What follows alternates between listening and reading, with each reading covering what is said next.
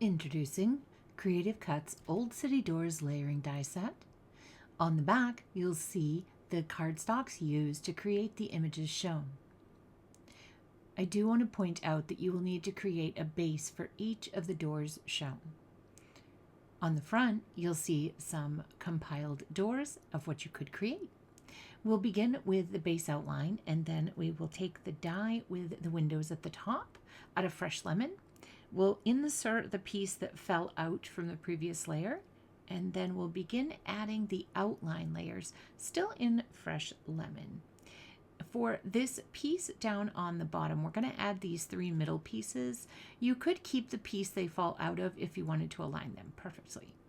Then we'll put the pieces around the top windows to add definition to our door, and that'll complete our first door. Next, we have another base out of the beautiful sea glass. Then we have milk chocolate that we have cut the long window dies out of. And I'm aligning that on the left, and then I'll align the chunkier one that's in milk chocolate over onto the right.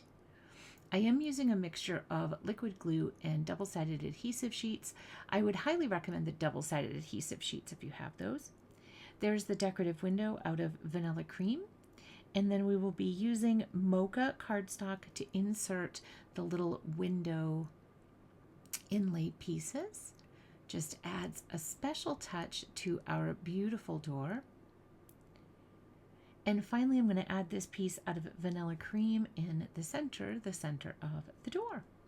And we have our second door. Finally, we'll take a piece of the sea glass, and then we will begin using the Tide Blue cardstock.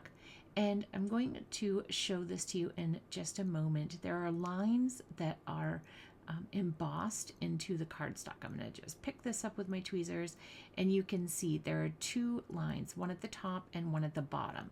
The distance between the bottom and the first line is shorter than the distance between the top line and the top of the door. So that will help you in aligning all of the pieces for your door. So we're going to get all of these aligned across that back panel. And if you had press and seal, you could probably keep these all together, and it would make it easier in the aligning process. You may even be able just to put some double-sided tape on the back and keep them all together instead of aligning them piece by piece.